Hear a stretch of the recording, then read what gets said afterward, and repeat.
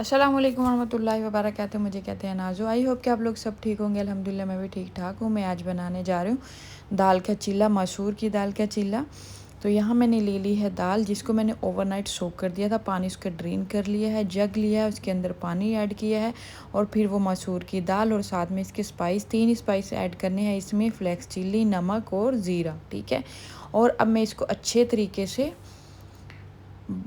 Grind कर लूँगी या ब्लेंड कर लूँगी। ठीक है। इसके अंदर मैंने थोड़ा सा पानी और ऐड कर दिया है ताकि इसका बैटर जो है वो बहुत ज़्यादा गाढ़ा ना हो और बहुत ज़्यादा पतला ना हो। ठीक है। अच्छा, यहाँ मैंने स्टोव ऑन कर दिया है और अभी ये मैं बैटर इसके अंदर ऐड कर दूँगी और चम्मच की मदद से इसको सारा इक्वल कर लूँगी। अभी मैंने इसको इक्वल कर लिया है और अभी इसको मैंने थोड़ी देर कवर कर दिया है ताकि स्टीम से ये बहुत अच्छा बन जाता है। अभी मैंने इसको फ्लिप कर दिया है दूसरी साइड में और थोड़ा सा ऑयल लगा दिया है और उसके बाद फिर इसको फ्लिप करके थोड़ी देर पका लेना है। अभी ये मेरा सेकंड चीला है।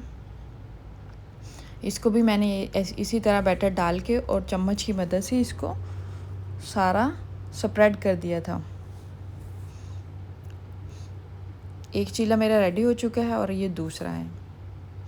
अभी इसके ऊपर मैं तेल लगा लूँगी, ऑयल लगा लूँगी और इसको फ्लिप कर दूँगी। आप हाथ की मदद से भी इसको थोड़ा सा